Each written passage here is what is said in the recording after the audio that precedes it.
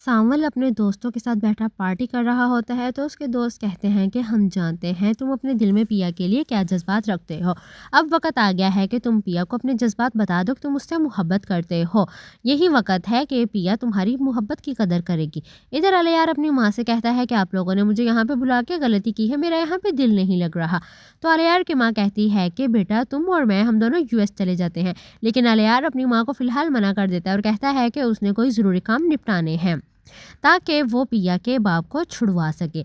अलयार पिया की बहन को बुलाता है मिलने के लिए। पिया की बहन उससे मिलके कहती है कि जब तुम उसे छोड़ने का फैसला कर ही चुके हो तो उसके जख्मों को क्यों कुरेद रहे हो। इस पर अलयार कहता है मैंने तुम्हें किसी और ज़रूरी काम के लिए बुलाया है, मुझे पिया के बारे में कोई बात नहीं करनी। अलयार उसे डिस्कशन करता है असलम के बारे में ताकि उसे कोई क्लू मिल सके। इधर एसएचओ बाबर परेशान है कि इस कंगले कबाड़िए की तो इतनी हैसियत है नहीं कि इसकी पहुंच ऊपर तक हो। आखिर कोई तो बंदा है जो इसकी मदद कर रहा है। एसएचओ बाबर इसी सोच में होता है। एसएचओ बाबर ने सेठ दाऊद का अब काम कर दिया है तो वो उससे अपने पैसों का मुतालबा कर रहा है और बार बार कर रहा है। सेठ दाऊद इसी वजह से परेशान है। सेठ दाऊद ने एसएचओ बाबर से अपना काम निकलवा लिया है। अब वो जल्द ही इस बाबर नामी बला से अपनी जान छुड़वाना चाहता है। इसीलिए सेठ दाऊद जल्द ही एसएचओ बाबर का तबादला करवा देगा ताकि वो यहाँ से चला जाए और कोई भी गवाह यहाँ पे सेठ दाऊद के खिलाफ ना रह सके।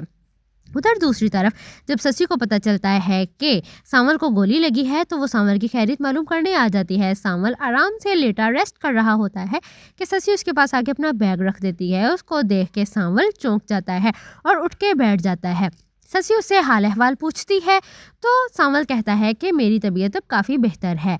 शशि उसे लंबी उम्र की दुआ देती है तो सांवल कहता है कि हम इश्क के मरीजों को लंबी दुआ नहीं देते, हम जिस अजाब में ज़िंदगी गुजारते हैं हम ही जानते हैं। शशि जानती है कि सांवल अब उससे प्यार नहीं करता, अब वो पिया से मोहब्बत करता है।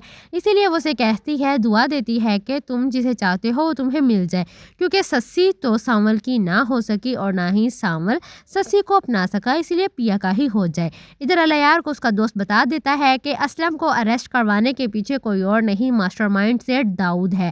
तो अलयार अपने दोस्त से कहता है कि यार असलम बेगुनाह है, उसे हमें बाहर लाना ही होगा। इस पर अलयार का दोस्त कहता है कि ये सब कुछ हमें करना होगा। तो अलयार कहता है कि मैं असलम को बाहर निकलवाऊंगा लेकिन ये सब पिया को ना पता चले। अलयार असलम को खामोशी से बाहर निकलवा देगा जेल से, लेकिन वो चाहता है कि पिया को इस बारे में कुछ पता ना हो और चुपके चुपके से वो चोरी छुपे असलम को रिहा करवा के यहाँ से यूएस चला जाएगा। पिया उसको कॉल करती है कि उससे बात कर सके लेकिन अलयार का नंबर नहीं लग रहा होता और पिया को इस बारे में खबर नहीं है कि अलयार अपनी माँ के साथ यहाँ से यूएस शिफ्ट हो गया है असलम को रिहा करवा के।